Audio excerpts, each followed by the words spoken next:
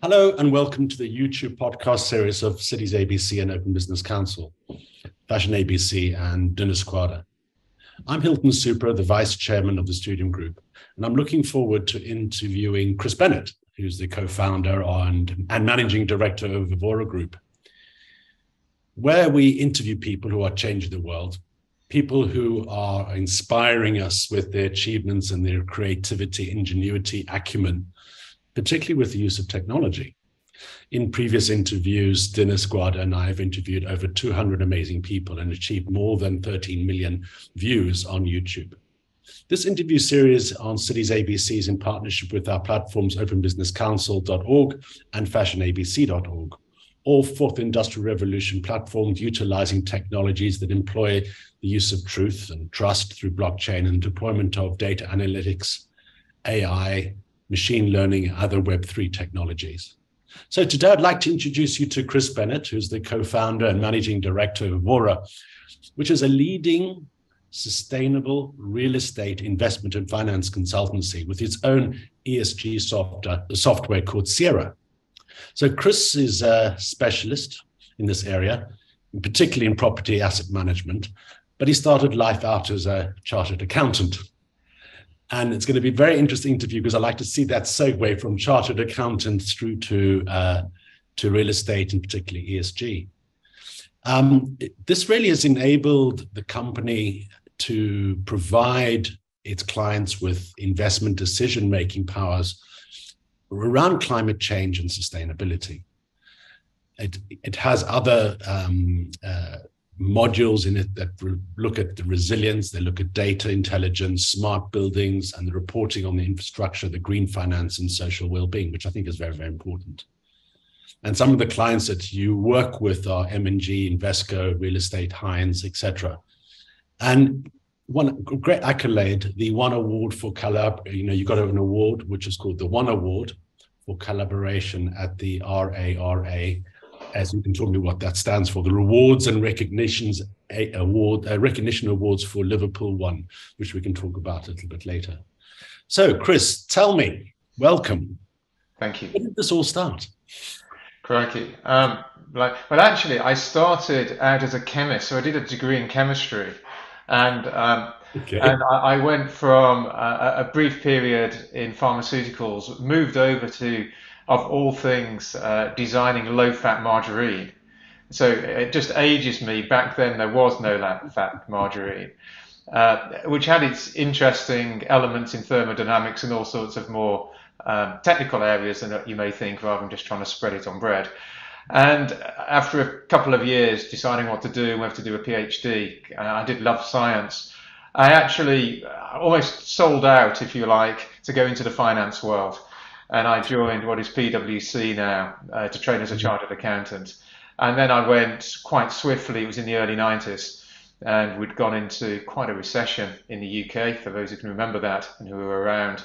And I moved into sort of corporate recovery and insolvency, working with the banks, but gave me really, really fascinating grounding in kind of what makes companies succeed and fail, and then, how to run a good business. Mm-hmm. And I think that was it kind of gave me a seed and a spark one day to run my own business. That's interesting. So tell me a little bit more about you went to Coventry University, but prior to that, where were you? Obviously brought up in England. Which part of England? Yeah, in the Midlands. In the Midlands. So in a place called Sutton Coldfield, I went to a grammar school there. It was my parents, they'd grown up during the war, and I think it's at a time where education was a bit stymied, especially for sort of that sort of working class element. And my dad, I remember he came home once and he'd done really well. He'd left school at the age of 14, which was still, during the Second World War, which wasn't unusual, to go and find a trade in carpentry. And then he changed and he joined what was the electricity board. And I remember he would have been probably in his mid-40s. And he said, "You boys are getting a degree. If it's the last thing I make sure." I've got some upstart 20-year-old who's come in. He's got a degree. He's my boss now and he knows nothing. So there's one thing you're going to do. So I'm going to get you through grammar school, and then you're going to get a degree. And I think, so my dad was very much saying, you need a good education. And I think that was great. I think that, that really helped us and focused our minds. I wasn't clear what I wanted to do, but I love science, which is why I went into chemistry. I went to Coventry to do that. And it also, it gave me the opportunity to kind of think about broadly maybe what I want to do in the future. But, yeah. So what was the aha moment while you were going through grammar school? Did you get involved in technology? Did you get involved in any environmental issues? Were you aware? Were you woke, so to speak? No, not then. I think it's probably when I started my degree. I think that's when it really kicked off. And I just to say, I was one of these kids who got bought as a Christmas present a chemistry set with a load of test tubes and you could make things. So I started at an early age. I was probably 8 or 9 when I was mixing things together and making smoky stuff to come out the top of a test tube. And it continued from there on. And so yeah, it caught my attention. Yes. But no, it was certainly, when I was studying chemistry, and it was really early on because we're going back, to the 80s now, when I have to say, climate change wasn't really high on the agenda. But at the time, we were talking about acid rain, so there was concerns about the environment. And I remember really clearly that one of my lecturers was talking about diesel and said, look, it's a cheap byproduct, but we should all know, chemists know this, it's carcinogenous, but they're just going to push it out there. And this was back in the 80s. And it's taken decades until it's actually been recognized that it needs to be clean, filtered, and that it is dangerous for the environment. So what it taught me was a great deal is known very early on, but hardly any action ever happens. It takes an awful lot of force. And I think, the human nature is generally driven by panic and greed. And the greed takes, sadly, priority until we start panicking at a high level, which creates knee-jerk reactions. No, that's interesting that you became very aware. But at what point did you worked for the, Schlumberger, you were at PwC, you were, working in this, this financial part of this world. And then you switched to property and asset management with DTZ. That's correct. Yeah. So then there must have been something going through your mind at that time that has brought you to where you are today. Absolutely. So I moved into real estate. Seems like an interesting area, commercial real estate. Yeah. And DTZ it merged with Cushman & Wakefield, so it's now Cushman & Wakefield, but a global property advisor.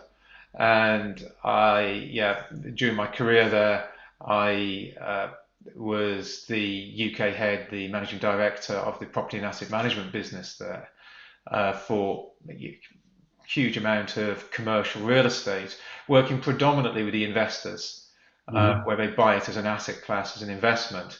And during that period, sustainability, or there's lots of terminologies used. This is part of the challenge, I think, that probably environmental back then, started to emerge, and I think it kicked off probably when energy performance certificates, EPCs, came around, which would evaluate sort of the energy performance of a building. Theoretical energy performance of a building, and suddenly that became very commoditized, and then people started to think about it just a little bit, to start to say, actually, should we be doing a bit more? Should we be thinking about the amount of energy energy our buildings are using, and what's the commercial reason for doing so? And this we're talking this was probably 15 years ago. This kicked off. And it started to sow a seed. And what we did was, so in my department, where we had around about 500 staff, managing a lot of buildings on behalf of investors, we made a decision to say, look, let's seed sustainability, because it would be a good product to have. it's something we can upsell to our clients and worth testing. So it was probably less about social good and more about, can we productize something that can drive additional margin for the business, if I'm honest. And we brought in a couple of guys, Paul and Ed at the time, to help lead on this. And it probably grew to 4 or 5 people, not that large. But an interesting situation arose. I sat on the UK executive, and at the time, this would have been around about 2008-9. So we were going through difficult times. The financial crisis had hit in, commercial property prices had halved. So it might have been a bit later, maybe even 2009-10. They decided to do a kind of dragon's den.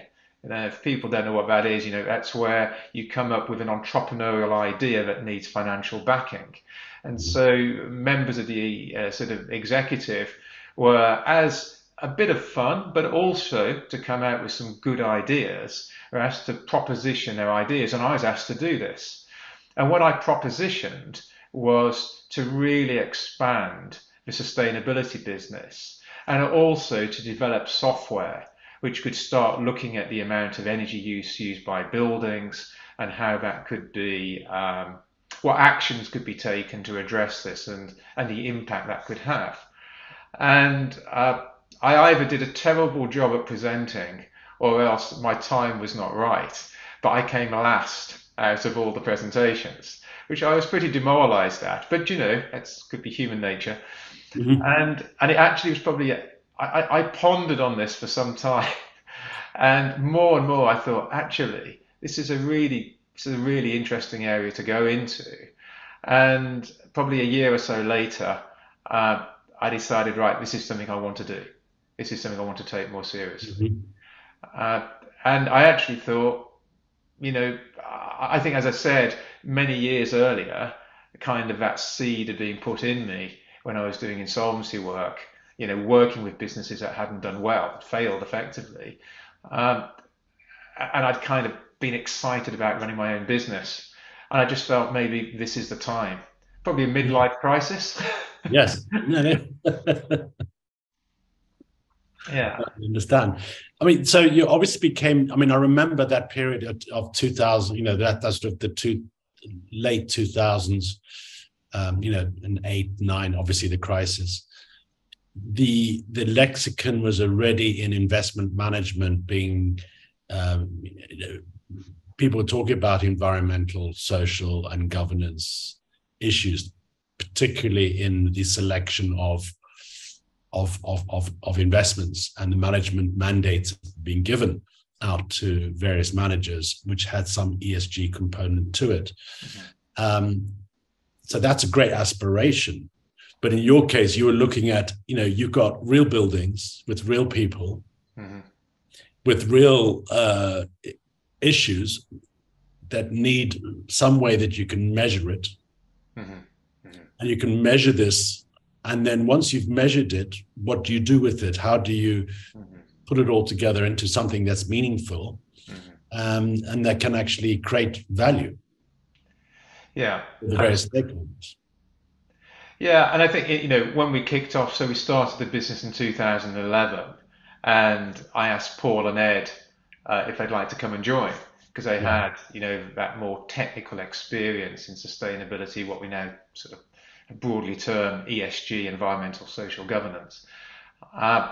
And they were really keen. So that was exciting that they were willing to make that real commitment to leave their jobs and come and join to get this going. And I think in those early stages, there was a lot of interest. People were willing to buy you coffee. So I drank a lot of coffee, but not necessarily converted a lot of deals. Yes.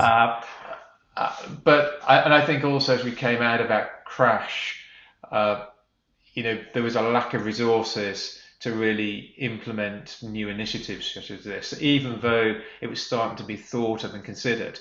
And then as we sort of fast forward a few years, you're right, it became much more important. And I think within the last 3 years, the stars have aligned, and it is recognized as being very important.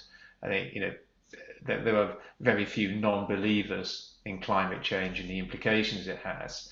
and as a consequence, especially from the investment community, they're concerned. And they've got pressure from their investors onto the investment managers to ensure they're taking the right fiduciary duty in relation to sustainability and ESG and what they're doing. And uh, and they want to know, so what do we need to do? What does that mean? And I think one decision we made early on, even though we were very small, was that, as ever, data is really important. So get data from buildings, getting utility information, energy data, whatever it may be, would make a lot of sense. So within a year of kicking the business off, we started to develop software, very much for us to use as consultants. And I think predominantly as time has gone on, many of our clients who are the big investment institutions, we work with many of the big ones around the world now, which is a privilege for us to be able to engage with these organizations. They have a huge number of buildings around the world with a huge amount of data, and be able to collect that in a way that is standardized and can actually enable us to start to have insights, not just of past performance, but actually to forward predict what's your impact going to be on energy usage, what's your impact on carbon. And ultimately, very much now we talk about getting to this sort of net zero carbon. So to be able to project, this is where you are now with your buildings and your portfolios, what would you need to do to get to net zero carbon, to meet potential regulatory change, as well as value protection. This has become really important. So I think you're right. The way we developed our software was very much to provide outputs which our consultants and engineers could actually interpret and give advice on, to say, this is what it means, this is how we can help you, these are the actions we strongly recommend. So like any entrepreneur, you started a business based on an idea with two partners. So the three of you, the three musketeers, came up with this strategy. Did you have outside investment, or was it all self-funded? No, it was all pretty much self-funded. The only exception was a good friend, Adrian, who I'd known for many years. And I told him I was doing this. He said, "Oh, Chris, yeah, can I put some money in?" And I said, "Well, no, because I don't want to waste it. I don't, it's a slightly high risk. We don't know if it's going to work or not. And I don't think it will make you a great return. It might be better off in the bank." And he goes, "No, no, no, no." And he actually gave me the majority of his savings, which was about £30,000. And I gave him 5% for £30,000 at the time. And I hope he doesn't mind me being so open about this. And thankfully, he got a good return in the end. But apart from that, which was because he was very, very keen just to get some sort of involvement. And then he was very silent, really. He just trusted us to get on and run the business.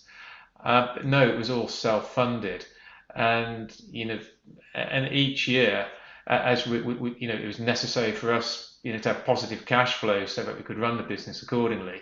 I think we made sure I put a bit of money in, almost loaned the business money, but we're not talking enormous sums, sort of 40,000, just so as the three of us and our families could pay our ongoing bills. Really, we had no office. We worked from our kitchens. We just needed laptops and pay our expenses. And we had a business plan, and we cracked on with it, and which involved trying to really think about what would be valuable at that point, 11 years ago. What might capture the imagination that someone may want to buy, but is also what we wanted to be meaningful at the same time, and just so we can start generating some positive money.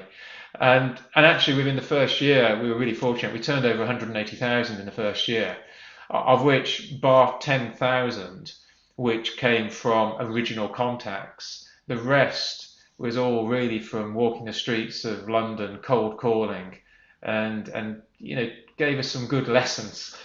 And we managed to grow it, from there on.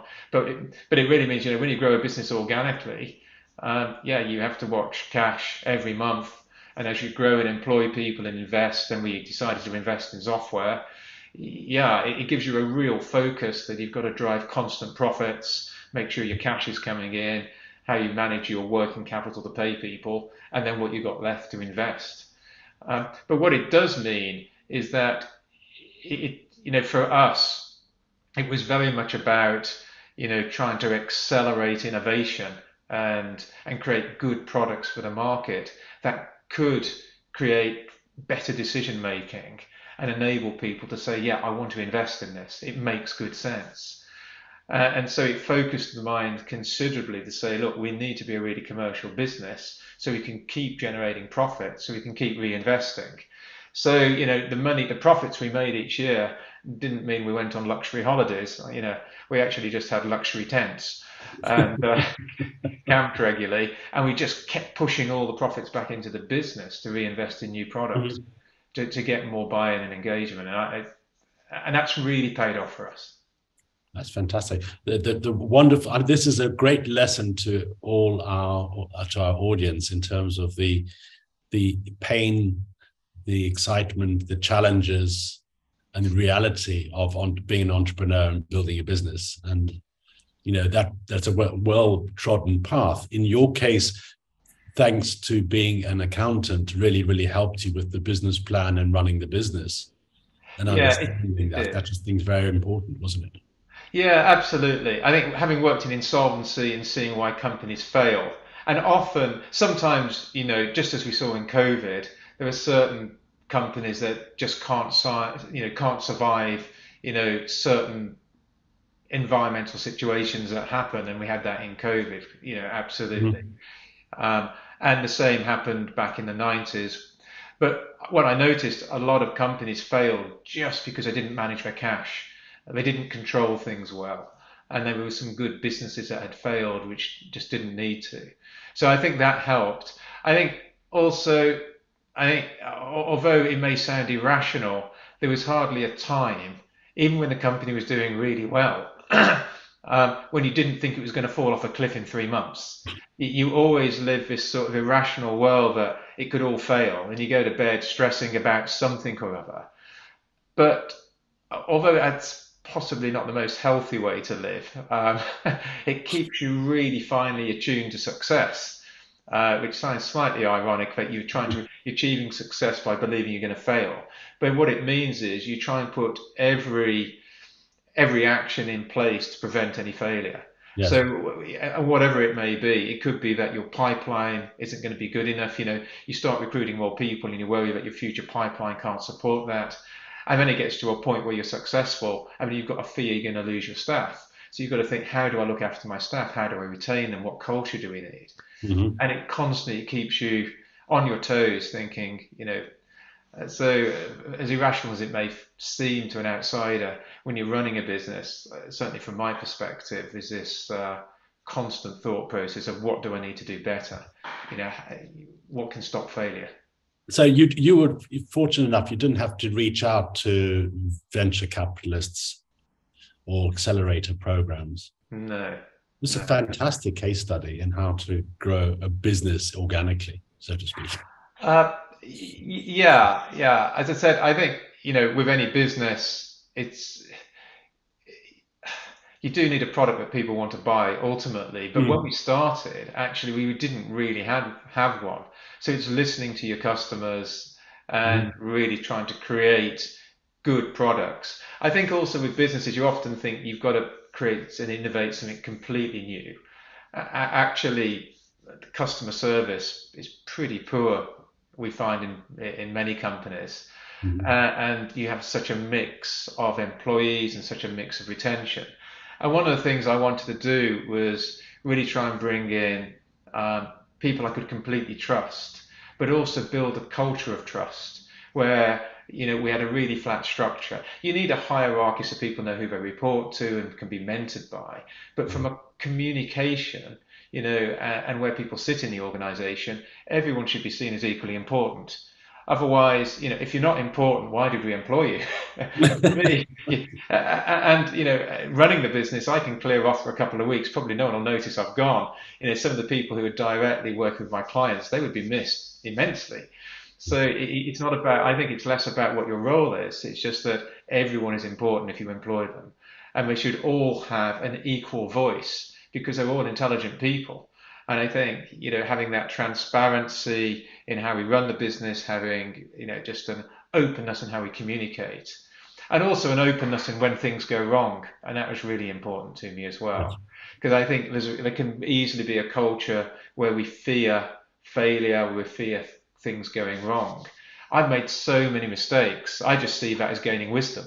And Of I think course. sharing mistakes and saying, look, this has gone wrong, and we don't fear that, means we all learn from it. Because I guarantee if someone's made that mistake, someone else will probably make it soon after. And yeah, Yeah, the classic, don't come to me with a problem, come to me with a solution. Because yeah, let's yeah, not beat somebody up because of a problem, a failure or a problem. Let's learn from it and yeah. use that as a lesson. And then we don't do that again. But then how do we build ourselves out of that potential that failure? Yeah, absolutely. And I think just having that openness is really important. And for me, building a culture where people really enjoyed where they worked, felt they could speak openly, and Mm-hmm. also a culture where there was humility rather than big egos was really important, where there was more of a selfless way of operating, and where fundamentally we cared for each other, we cared for our clients, we cared for our planet, but at the same time recognizing we were running a commercial business. But Mm-hmm. I always saw that if you run a business that feels really good to be in, people really want to work hard for that business and create the right outcomes. And if you're creating the right outcomes for your clients, they trust you and want to work with you. And just a good outcome of that is a profitable business. It just naturally is. Indeed. In terms of the growth and development of your company, obviously you had people, you obviously employed. Um, but I think the biggest challenge, I think, is the technology, building out the technology. Did you have an in-house team, or did you outsource to contractors?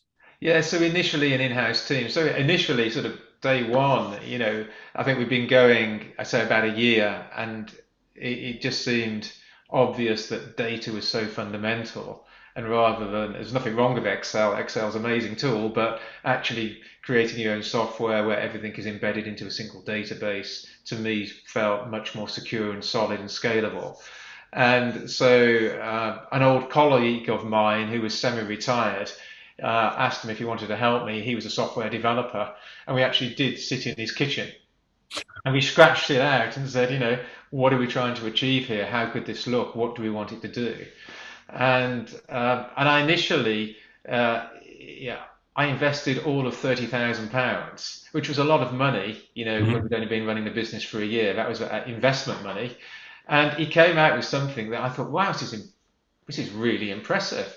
And we actually showed it to some of our clients, not for them to use directly, but to show them what we were doing. And they said, wow, yeah, this is good. And I thought, what, 30K? Why do people spend millions on software? They must be fools. I did learn a lesson there. Now we have spent millions. I think just under pure organic investment, Mhm. because as we'll discuss, recently we did do an investment round for good reason. But prior to that, we'd spent well over 5 million on the software of our own retained profits that we Yeah. generated in the business, Mhm. which was far more than the initial 30K. So what we did, we started to grow out our own internal team of competency. And I think what we decided was to find good outside providers who could outsource to, who we could trust, who could really scale us rapidly when we needed to, but when we wanted to drop off and start in maintenance and selling Mhm. what we'd got, we could do that too. And that's worked really well for us. We are now in a slightly different position, having had outside investment, and we can talk about that later. But I think, yeah, the software for us, it it it was interesting because I said what our clients really wanted, and still do now in many respects, were outcomes. They said it could be, look, I need to meet regulation, or my investors are putting pressure on me, or what's really exciting when you think how things have really changed, just the difference that we have now and the influence we have. It's so exciting. Before it could be, we're just trying to reduce the energy in a building. Now we're helping our investors raise new capital, both equity and debt. which for us is phenomenal. And so, they want an outcome from us. Can we raise capital? Can we meet regulation? Can we keep our investors happy? We need to protect our reputation. We need to think about climate change in the different global regions we operate in. And so ultimately, we're a solution provider between engineers, professional consultants, and our software. Mm-hmm. And we know how to get the right mix to enable those decisions to be made and understood and those actions to be taken. Yeah. I think more and more of those software gets productized and clients like something that's a little bit more shiny and they can get their hands on. And more recently, over the last few years, we've been much more productizing, what you call a SaaS product for our clients to use. But still, ultimately, they enable decision making. You've got to be able to trust the data and then give the insights on which you can help a client say, we're giving you the evidence on which now to take action. I mean, there are lots of people who are, obviously watching this will ask the question is, where are you getting the data from? How contemporary is the data? And a lot of data sits in silos and it's very difficult to integrate. All those things. I see you laughing. Tell me. Yeah, it's a lot of the data we collect. So, as I've said, this whole market has evolved enormously, understandably. So there is a huge amount now of different data sets. But I suppose fundamentally, the starting point is utility data. We're talking, when we talk about climate change, we're talking about carbon, we're talking about energy use. So we're talking about, electricity, gas, power. That's the utility data that we need to be able to suck in from buildings into our software. We can also think about other types, water and waste, other utilities, and we can talk about broader types as well. But fundamentally, it starts with utility data. Now, you'd think that'd be really easy to collect, but actually it's not. The utility markets are complex, disaggregated, somewhat dislocated, and the infrastructure is not all modern. It's not where you'd want it to be necessarily. So although you can almost just put pipes in to suck data back into our systems, use what's called sort of APIs, which is just an integration, an automated integration technique to pull data from one system to another, or from one database to another. You can't guarantee on the quality of that data. Even if you do it directly from utility companies, where you'd think you'd just get pure data flowing from all the meters, often that doesn't happen. The meters can be antiquated. So what you get, even though it's coming from what appears to be source, could be estimations and just monthly data points and nothing more. So to think I'm automating all my data flows actually is can cause confusion between automation and quality. And ultimately what we need is both, high levels of data, high levels of coverage, but also high levels of quality. Because if you can't trust it, then your decision, it doesn't matter how good your software is in the way it displays it, you can't trust the insights it gives. And I think that's been the biggest challenge. So we're seeing a lot of automation in the markets in the way that data is collected. But I think the bigger issue is, you need the intelligent insight and understanding of that data to say, what does this data actually mean? Can I trust it? And do we need to start filling data gaps, or do we need to actually say, what more do I need to do to this data? Yeah. I mean, there's open source public data, and then there's the private data that comes directly from the client. Yeah, and it's another layer altogether, because we deal with the investors in buildings who are effectively the landlords. Where they have buildings where they procure the energy themselves, clearly we can get access to that for all the building. But where the tenants procure the energy, that rests with the tenants. So those tenants are occupying the investors' buildings. They want that energy data because that's really important to get complete coverage and understanding of how their buildings operate. But you've got to get authority from a tenant and persuade them to say, would you mind giving me all of your utility data? And you've got to think, how can you influence them? And I think a big part is now that we find a lot of our landlords, the institutional investors especially, are working with many of their tenants to try and influence them to say this is highly beneficial, what we're doing is meaningful, it's impactful. It'd be great if you can help us, and just to pull in that data. But it's a lot of work, and I think it's also worth remembering that when we think about companies, we often think about those big, huge FTSE companies or whatever it may be. The majority of tenants are SMEs.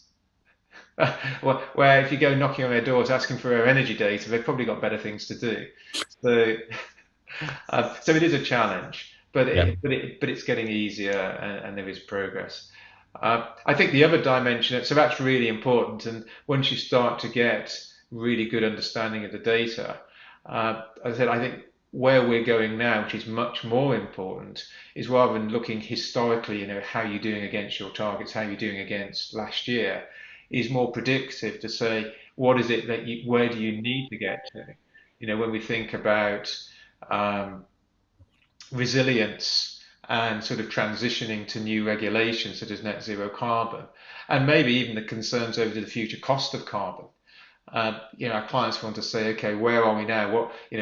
What does it look like? What do our buildings look like now? But what actions could we take? And what we're doing far more is actually getting into the buildings, really understanding how they operate, and then identifying all the actions that could be taken to either, increase their operational efficiency or retrofit them entirely. And we can build all this into software that can start then to say, if I take all these different actions, if I implement them, what impact will that have going forward, to get to net zero carbon, to reduce my risk to cost of carbon, to help with mitigate against climate risk in different countries.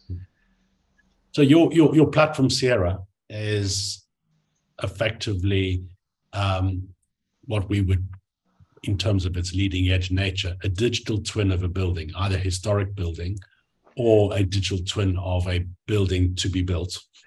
So SIERA is less so that. There are other tools that we use to do that. So when we talk about a digital twin, that's a really good question to ask. So when we think about a digital twin, it's really saying, here's the actual building, how it operates, and then you kind of replicate and build out a building energy model, in software that almost replicates the way that building operates, and then you can start tweaking that model, say, what if? So ours is slightly less sophisticated and looks possibly at the next layer down, to say, rather than get to that level, it's more saying, okay, there's a number of actions I can take indicatively from actually having done a detailed energy or climate audit of that building, a net zero carbon audit of that building. I've got into that building, I really understand it deeply, I understand the actions to be taken. We then take those and put it into our software, rather than the software doing the evaluation itself as a full digital twin. But it's not far off, it is similar. And what it does enable, once we've got all the actions into the software, it does enable us then to start to think about, okay, if we start implementing these actions, what will be the indicative cost? And then what if you start to look at a profile of energy use or getting down to net zero carbon, how will it enable me to get there? How far will I get? What's my gap? Yeah. I mean, given your experience in being in the property market, and particularly with the investors, which are the property companies and the clients that are providing the capital for that, building a new building with all these sensors in it to be able to deal with obviously the basic utilities, but then we have to think about how healthy is a building in terms of clean air. We have to look at the wellness of people within buildings, etc. A lot of this information can be gathered through the Internet of Things, i.e. sensors that are connected, and you can take the data from that and make sense of it. is SIERA going down that route with new buildings with with high impact sensor driven strategies? No, less so.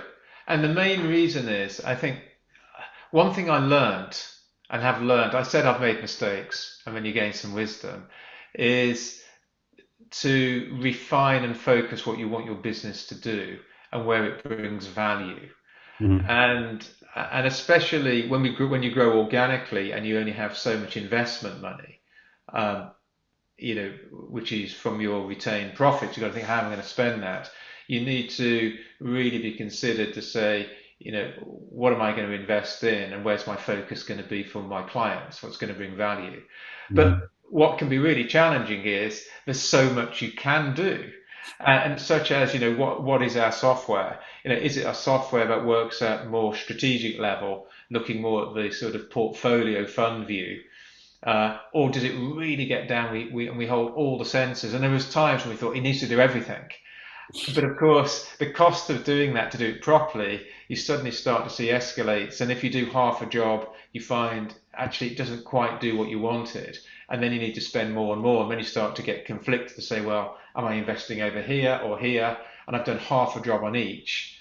Where do I go to? And we did quite a bit of that, where we kind of hit dead ends in the development of the software, where we took it so far and thought, crikey, we've got it. It's either this or this now. We've got halfway with both of them. I can't afford to finish them off. It's one or the other. Where do we really want to put our focus? And what we also noticed was actually there was quite a few systems which were really getting down into the detail of exactly what you explained, which is incredibly necessary for this industry. I think really putting really detailed sensors into buildings to help them operate not only efficiently, but to give them a well-being for the occupants, which of course has accelerated somewhat since COVID. I think people see that as much more important. And generationally, I think that's accelerated. So there are some excellent products out there that do that, which we decided not to compete against. I think from where we have really focused SIERA is still to bring in data at the asset level, but to then consolidate that up and say, for your portfolios, how much is it going to cost you, or how many millions, how many tens of millions to get your portfolio into a position that can kind of mitigate some of the key physical climate risk issues globally, as well as transition to what is a sustainable economy, which really means getting down to net zero carbon. And for them to think about, okay, if this is going to cost me 50, 60 million, whatever it may be, to try and give them the detail and the insight to help them in their decision making. Because ultimately we want to be impactful. We've got to be commercial, but we built the business to be impactful. And we feel that where we sit, working with the investors, that is the perfect place to be impactful, because they have the money. And if we can persuade them to move large sums of capital investment money into retrofitting their buildings to be far more sustainable, especially in relation to energy use and reducing carbon, for us, we're becoming meaningful. So we're trying to operate with the fund managers rather than getting down to the facilities managers. We tend to work much more with the fund and asset managers, even the cash allocators at some points, but much more the fund managers, to say, look, there is real value in how you invest here to make these buildings more sustainable and more carbon neutral. And I think it is a challenge. I think part of the problem, I talked about sort of this panic and greed. And, I don't want to put everyone into sort of what feels like a really uncomfortable place to position people. But there is a bit of this in the way that we think. Even with me, I think generally, you think, how can I do well? I think greed is a bit of a broad word, but we want to progress. And we tend to follow what's going on.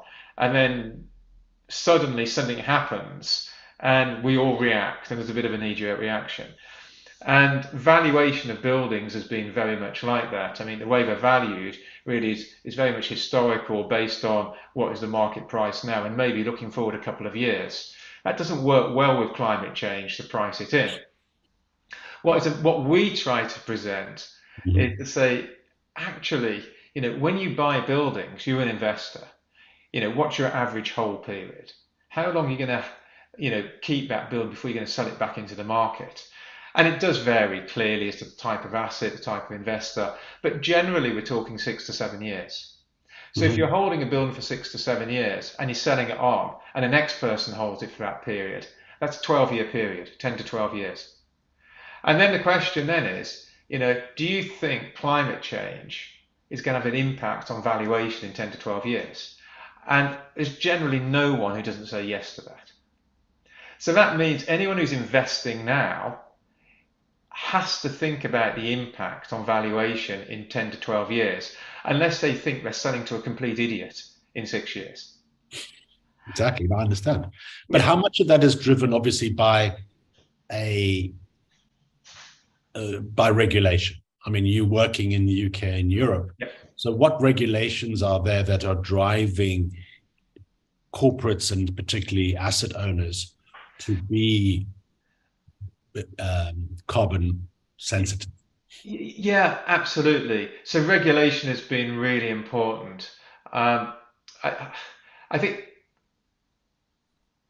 there is other pressure. So I think initially, as I said, the investors themselves, those who are actually allocating out the cash for investment to the investment manager to invest, those investors, they are putting pressure to say, what are you doing? So it's almost self-regulation, if you like, from that perspective. And there are a lot of sort of benchmark assessments that are conducted at a voluntary level, but actually have gained credence and are leaned upon by the investors to say, how are you doing when you invest my portfolios? So I think that's one. There are also others that are being pushed into the market, things like what's termed TCFD, which was a task force for climate-related disclosure in relation to risks and opportunities of buildings in relation to climate change. And that was something Mark Carney pushed out, done again completely voluntary, started to get picked up, and the intent was this would be included in your annual financial reports that you would actually set out.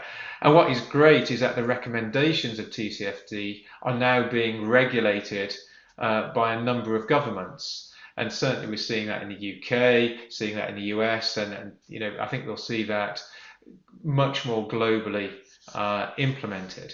So I think it's great that we are seeing well thought out voluntary regulation, if you like, turning into governmental compliance regulation. I think the other thing which we are seeing, especially in Europe, was what's termed this EU taxonomy. And there has been, again, to really promote and accelerate sustainable investment into what would be a sustainable economy. That's what I want to see. Large swathes of capital to go into a sustainable economy, was to say and regulate to say what makes for a sustainable fund. You can't just say, oh yeah, I've got a sustainable fund. How do you actually identify that? And as part of the European taxonomy, they have developed regulation now that means you can actually identify by certain what we've termed articles, which are almost like a label, not quite, but almost, to say that I manage this fund in a certain way, in a certain sustainable way that sets its benchmark as to how sustainable it is. And if you claim to be a certain level of article and a certain level of sustainability and you're not, then it can have wide-ranging implications, which are highly risky from a reputation. And we have seen organizations out there, DWS was one of them, where they claim to have a certain level of sustainability in relation to certain of their funds, and it was found that wasn't the case, and the share price dropped by 14%. So it had a huge reputational impact, and I think more and more we are seeing focus there. What we haven't seen, we see a lot of governments signing up to get to net zero carbon and meet what was the original Paris Accord and keep to 1.5 degrees. What we fail to see is real regulatory compliance to enable that to happen in any Sure. meaningful way. And that's why we're not really seeing major change in carbon emissions at the moment. I mean, you as an entrepreneur, and you said this before, thinking it from a business perspective and with the use of technology, there's technology today that can create a level of truth and trust Yep. that can certify the data, Mm-hmm. so to speak. And Mm-hmm. once that data is certified, obviously that can contribute to a system where it can be obviously trusted, but it falls within the framework of how the businesses report effectively. So, as you said, self-regulation. You've now got the desire, the regulation, the self-regulation, which Mm-hmm. eventually becomes policy, and then you've got the certification. If you put those two together in an entrepreneurial space and not relying on government to say, give us regulation and what is a carbon credit, what is this, what is that, what's carbon neutral, et cetera, it'll take too long Mm-hmm. to achieve that. And by the time they do it, it'll be too late. Yeah, that's absolutely right. I think if you keep waiting for regulation to happen, as much as we'd love that, we could be waiting an awful long time, and then we find it's not the regulation we were hoping for. It Yeah. invariably just that isn't the case. And I think, yeah, so the voluntary markets are really, really important in the type of regulation they create. But I think sometimes they don't move quite quick enough. And what we've seen is that there have been voluntary benchmark assessments which have really mobilized the industry incredibly well and have been going for over a decade now, but they Mhm. haven't necessarily kept up with the emergence and the urgency of change that we've seen, as this whole ESG evolution and revolution has happened. And so as a consequence, they're kind of measuring pretty basic things of, more about how much data you've got, um, rather than what's your performance. And what we Mhm. really need now to be thinking about is creating indexes or benchmarks to say, really, how resilient are you? And evidencing that, what is your performance and what is your level of resilience to climatic change? And I think this is much, much more important. And I think we will see the emergence of these indexes. Mhm. And, it's something that, us as a company are looking at and thinking about actually getting, seriously involved in, purely Mhm. because we think unless this really starts to happen, it won't nudge the industry quite in the right direction. And, to create that level of urgency, sometimes you need the brutal facts to be made really obvious. And when you hide those brutal facts and tell people, oh, you're doing really well because this benchmark tells you are, but actually it's no longer relevant, sometimes you've got to think about, what do the investors and these markets really need to have that brutally tells them this is the reality of what you're investing in and actually how far you are along this trajectory.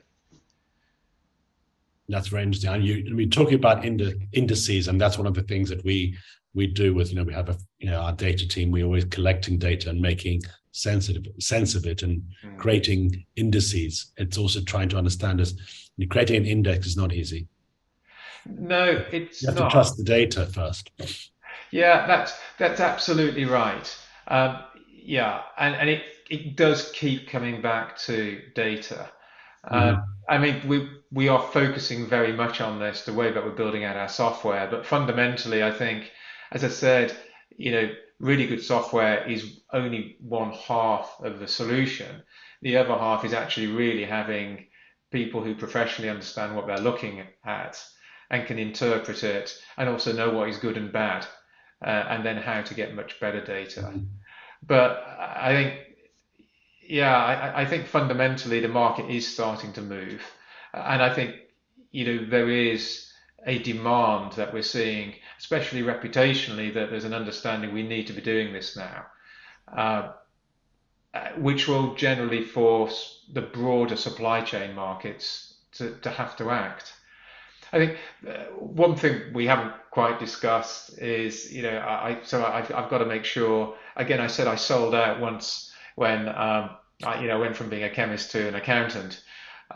It's not that I've sold out this time, not in the same way, but we did grow the business organically for 11 years, and then it was about 12 months ago we made the decision as a board that now is the time actually to go to market Hmm. to get it outside investment. And I think the reason for that is that we just saw such a huge opportunity.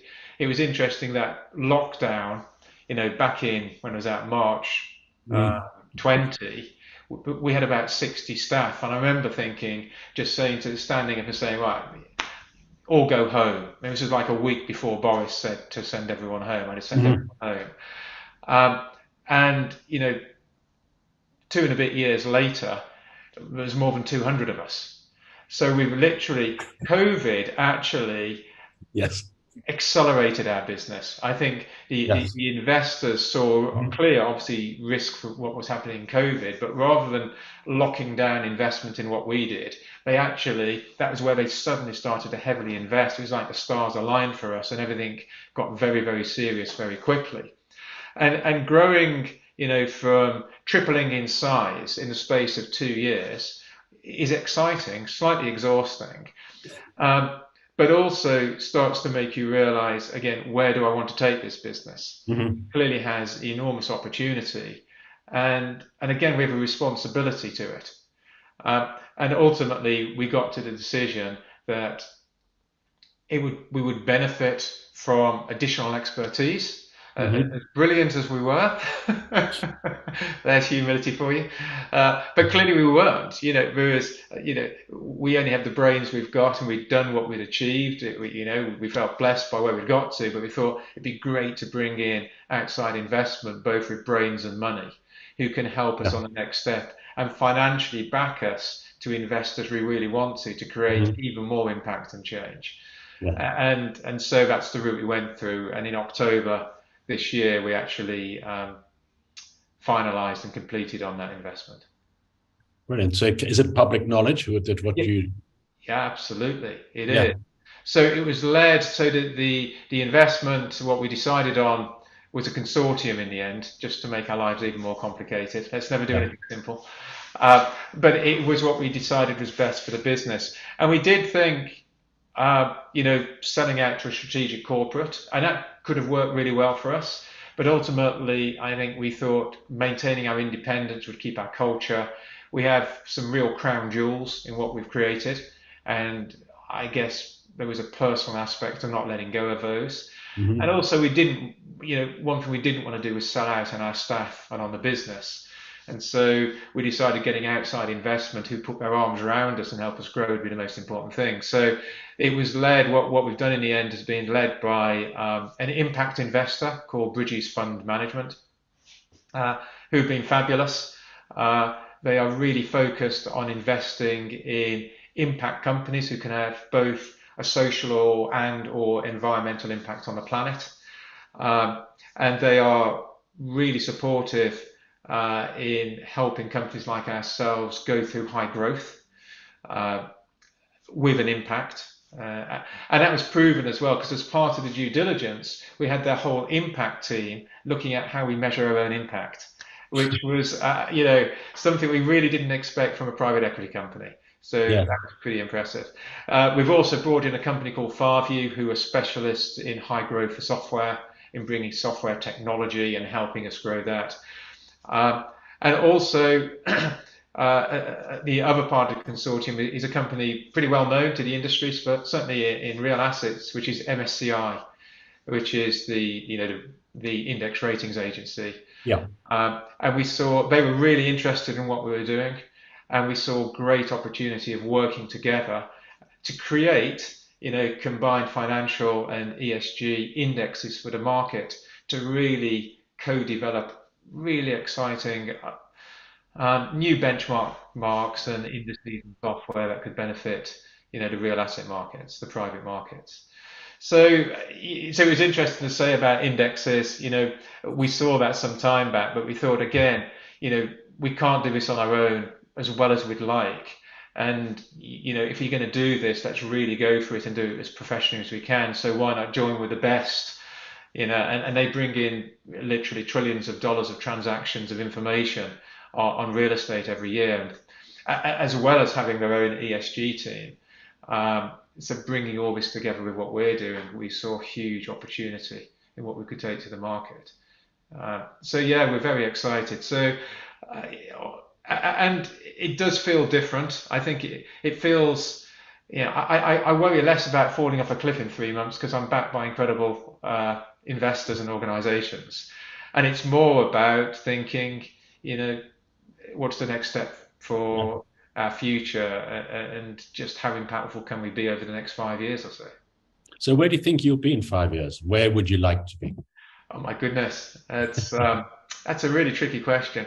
I think with any of these deals, you look at you obviously have to look at your financials, but ultimately, as I said before, I truly believe you need targets, of course, but I truly believe financials are a lag indicator. They're an outcome of running a good business, but ultimately, we want to be in a position where we are working with all of the leading investors globally in a really coherent manner, being, their trusted partner in helping them understand how best to invest for the future in a very sustainable way, which really drives the sustainable economy, but also brings value to what they're doing.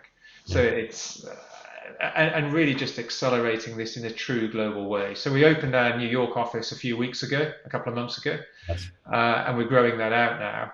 And again, with the support of our investors, we can accelerate that in a way we wouldn't have been able to ourselves, and really have a deep impact. And I think we've got huge knowledge from Europe, which doesn't mean suddenly we go over in some arrogant way telling the Americans how to do it. Not at all. There's incredibly bright people there. I think it's more sharing notes to say this is how we're doing things. Here's our thoughts strategically. Let's combine and see how we can work together. And a lot of the US investors have already invested in Europe, and we're working with them anyway. So it's really bringing our skill set and our knowledge to help them progress.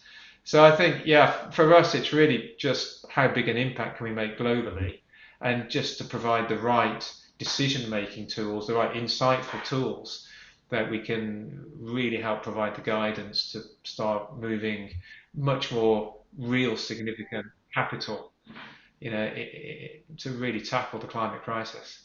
Yeah. What's become very obvious is when I look at your collateral in terms of your websites and your videos, and speaking to you, and understanding a little bit more about your team. This is a good example of what I believe to be a people's business, which happened to be using technology. Yeah, technology, I love that. Yeah, I might steal that line. Do please, that's what I saw. I love it. So no, we are. I think, as I said, I think when I created with Paul and Ed this business, I really wanted it to be a place we could love to work and others could love to work there too. And that was all about a culture. And as I said, it should be a place where you really do care for one another. And it shouldn't be a place that, if we go away, you think, I'm going to hang out with these people, but not those. I would never get on with them. It needs to be a place where you'll be together with everyone. And interestingly, it was pure coincidence in the timing, although opportune.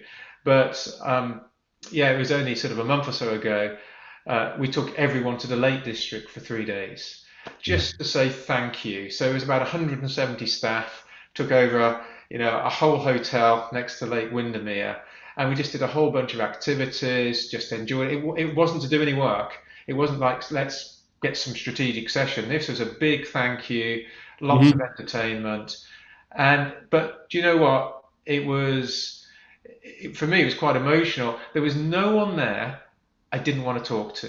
There was no one I didn't think, what a lovely bunch, what a great bunch of people.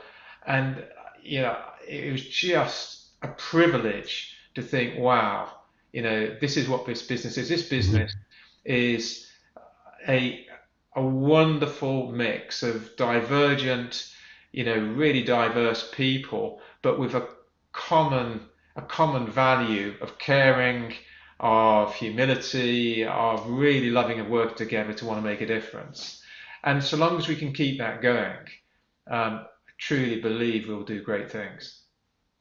You certainly will. And that's something that I recognize. And I applaud you and your team for what you have achieved.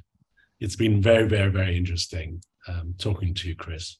Thank you so much. And a great case study in how to build a business, particularly a business that has a meaningful impact. And thank you very much indeed for your time. And it's been really, really, really enlightening. It's been a pleasure. Thank you. If you're interested in knowing more about citiesabc.com with openbusinesscouncil.org and fashionabc.org, go to our platforms, as well as you can find me on social media and DM me, Hilton Super, on Twitter, LinkedIn, and Instagram. And do go to the other interviews we have done on YouTube. And don't forget to like and comment. Thank you very much for your time and engaging with us with this interview on Cities ABC.